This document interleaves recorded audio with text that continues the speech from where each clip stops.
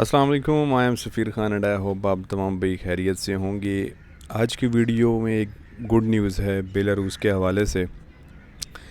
Belarus ने, जैसे कि आपको मैंने कुछ पहले प्रीवियस वीडियोस में भी बताया था, बेलारूस की एम्बेसी के हवाले से कि वो अपनी एम्बेसी ओपन करने जा रही है और यहीं पाकिस्तान में ही बेलारूस में इस्लामाबाद एम्बेसी में ही आपका काम हुआ करेगा। लाइक आपका वर्क वीज़ा जो भी हैं या आपके जो बिज़नेस वीज़ाज़ हैं या फिर आपका कोई विज़िट वीज़ाज़ है, तो आपको अज़रबैजान जाने की ज़रूरत नहीं है या फिर आपको यूएई जाने की ज़रूरत नहीं है।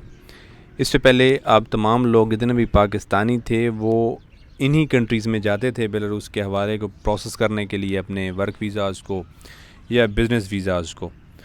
तो उसी तरीके से ही हुआ। 15 फरवरी से बेलारूस ने अपनी एम्बेसी ओपन कर ली इस्लामाबाद में, जहाँ पे आपके लिए सहूलत हो गई है कि आप यहाँ पे अपना तमाम प्रोसेसिंग करा सकते हैं, अपने वर्क परमिट्स की जो है अप्रूवल ले सकते हैं, अपना वीज़ा यहाँ पे आसानी से अप्लाई कर सकते हैं और आपको मिल सकता है।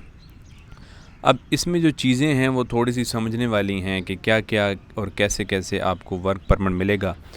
बेलारूस अभी इस टाइम पे इसलिए भी अच्छा ऑप्शन है बिकॉज़ यहाँ पे अप्लाई बहुत कम लोग करते हैं, क्योंकि ख़ास तौर पे शायद बेलारूस की किसी को ज़्यादातर नॉलेज नहीं है कि आप वहाँ पे भी अपनी जॉब हासिल कर सकते हैं, आप वहाँ पे काम कर सकते हैं। और जो बेलारूस में अपने जो लोकल्स हैं वो यूरोप में चले जाते हैं अपने काम वगैरह करने के लिए। ज़ाहिर सी बात है बेलारूस में उस तरह सैलरी नहीं है जितनी आपको शेंगन में मिलती है, शेंगन की कंट्रीज़ में मिलती है। तो ज़ाहिर सी बात है जो लोकल हैं बेलारूस के, वो बेलारूस से जाते हैं शेंगन कंट्रीज़ में अपनी जॉब करने के लिए, अच्छी सैलरीज लेने के लिए। तो बेलारूस में पीछे जो कंपनीज़ हैं उनको भी रिक्वायरमेंट होती है। और अभी जैसे कि 2025 भी स्टार्ट हुआ है, तो अभी इसी लिहाज से ख़ास तौर पे जो दो फील्ड्स ऐसी हैं जहाँ पे उनकी रिक्वायरमेंट ज़्यादा है, वो कौन सी हैं? एक है हॉस्पिटैलिटी और दूसरी है कंस्ट्रक्शन। तो इनमें जो है वो लोगों की रिक्वायरमेंट हैं बेलारूस में। और जो हमारे भी ज़राए हैं, जो रिसोर्स की तरफ से पता चले हैं, तो वो यही है कि अभी आपकी रिक्वायरमेंट ज़्यादा है, आपकी यानी डिमांड है, तो आप लोगों को अप्लाई ज़रूर करना चाहिए। अब अप्लाई कैसे करना है? जो लोग पहले अज़रबैजान में जाते थे, यानी बेलारूस के हवाले से या जिस भी कंट्री से, और या फिर जो भी कोई इल्लीगल रास्ते से जाते थे, वो बिल्कुल मैं आपको शुरू दिन से ही कहता हूँ कि आपने इल्लीगल तरीका नहीं अपनाना। आपने जो लीगल वे है उस तरीके से जाएं, अपनी जॉब लें, अपना वर्क परमिट लें और फिर आपको जिस तरीके से वीज़ा मिलता है फिर आप वहाँ पे जा सकते हैं। अब ज़ाहिर सी बात है मुश्किल है, वो थोड़ा सा मुश्किल है, आपको ज़ाहिर सी बात मेहनत भी करनी पड़ती है, आपको अप्लाई भी करना पड़ता है, फिर उसके बाद आपको उसके रिज़ल्ट्स मिलते हैं। लेकिन इससे पहले ये था कि आप अज़रबैजान जाते थे या यूएई में जाते थे अपने वीज़े की प्रोसेसिंग वगैरह के लिए, लेकिन वो अब ये प्रोसेस नहीं होगा। अब आपको यहीं इस्लामाबाद एम्बेसी जो है वो आपकी तमाम फैसिलिटेशन करती है, आपको फैसिलिटेट करेगी और आपको जो जो वीज़ा मिलना है वो आपको यहाँ पे ही पता चल जाता है आपका। यानी जो ऊपर जो ख़र्चा होता था, आप दुबई जाते थे या अज़रबैजान जाते थे या जितने भी और कंट्रीज़ में आप जाते थे अपने वीज़ा प्रोसेसिंग के लिए, तो वो आपका ख़र्चा होता था, इसलिए काफ़ी लोग अप्लाई भी नहीं करते थे बेलारूस में। लेकिन अब वो प्रोसेस नहीं है, आपको अब इधर ही से आपको तमाम सहूलत मिल जाती है। अब आपने अप्लाई करना है, सिर्फ आपने जॉब लेनी होती है। उसके लिए मैंने कुछ कंपनीज़ डिस्क्रिप्शन में लिख भी दी हैं, आप वहाँ पे भी जाके अपना अप्लाई करें। और अब इसका प्रोसेस जो है वो सिंपल हो गया। अब आपने सिंपली वर्क परमिट लेना है, कंपनीज़ में अप्लाई करना है, कंपनी से वर्क परमिट लेना है। उसके बाद 110 यूरोज़ फ़ीस है वर्क वीज़ा की, प्रोसेसिंग फ़ीस जो होती है। उसके अलावा आपके जो डॉक्यूमेंट सिंपल चाहिए होंगे, आपका पासपोर्ट चाहिए होता है, आपको एक एप्लीकेशन फॉर्म होता है जो कि आपने फ़िल आउट करना है, और एम्बेसी इस्लामाबाद में आपने तमाम चीज़ें सबमिट करानी होती हैं अपने वीज़ा के हवाले से।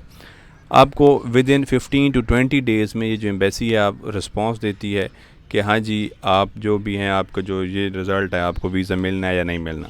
अब उसमें हमेशा से आपको यही कहा गया कि आप लीगल रहें, अपने डॉक्यूमेंट्स पूरे रखें, आपके जो भी पुलिस क्लियरेंस सर्टिफिकेट हैं वो भी पूरे रखें। एक और चीज़ इसमें जो रिक्वायरमेंट है बेलारूस की, वो है इन्विटेशन लेटर की।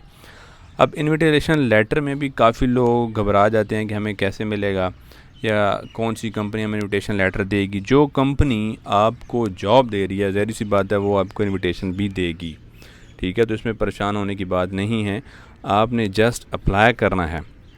आपको पहले भी कहा गया है कि जब भी आप यूरोप वगैरह में जाते हैं या अप्लाई करते हैं, आप किसी को लाखों या कोई हज़ारों रुपया ना दें एजेंसीज़ को या एजेंट्स को जो कि आपको गैर कानूनी रास्तों से भेजते हैं, उसका फिर रिज़ल्ट भी यही होता है कि आप पहुंच नहीं सकते, आपका काम नहीं होता। तो हमेशा से यही कहा गया कि आप लीगल तरीके को अपनाएं, लीगल तरीके से आप अप्लाई करें। अगर आप एजुकेटेड हैं, आप ख़ुद अप्लाई करें। अगर ख़ुद अप्लाई नहीं कर सकते, आप किसी और से अप्लाई करवाएं, लेकिन आप अप्लाई करें अपनी CV वगैरह अच्छी बना के, डॉक्यूमेंट्स अच्छे प्रिपेयर करके अब अप्लाई करें। जैसे ही आप अप्लाई करेंगे आपको वर्क परमिट वहाँ से मिलता है।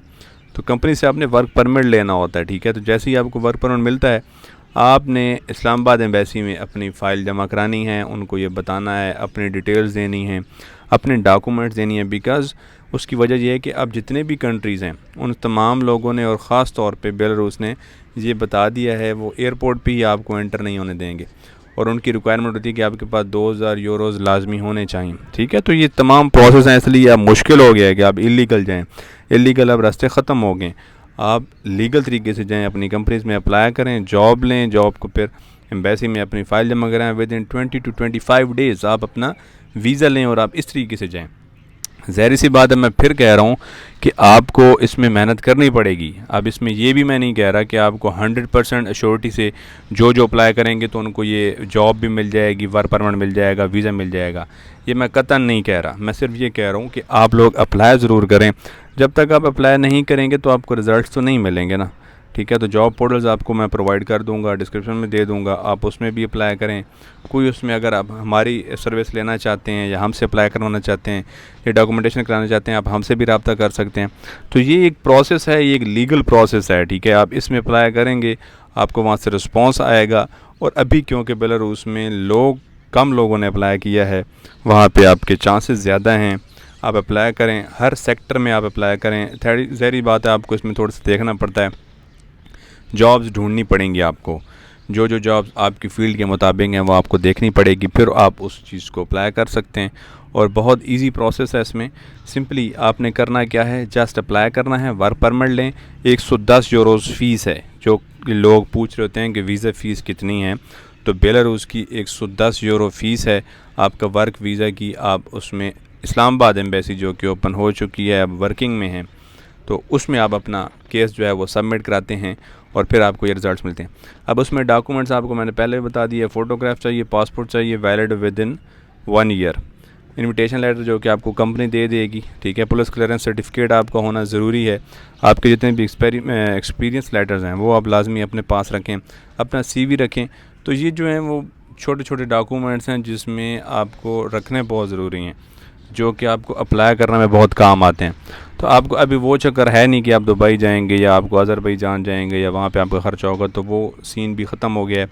आप लोग इस चीज़ से फ़ायदा उठा लें, क्योंकि अभी 2025 है, स्टार्ट है। तो आप चीज़ों को अप्लाई करें, देखें और अपने चांसेस बढ़ाएं। आपको यहाँ पे अगर मौका मिल जाता है, आपको अच्छी जॉब मिल जाती है, तो आप वहाँ पे भी अच्छी सेटलमेंट कर सकते हैं। सैलरी थोड़ी सी कम है शेंगन से, लेकिन अच्छी हैं, फिर भी आपका वहाँ पे ख़र्चा कम होता है, आपकी सेविंग ज़्यादा होती है। इंशाल्लाह नेक्स्ट वीडियो मिलते हैं। अपना ख्याल रखिएगा। अल्लाह हाफ़िज़।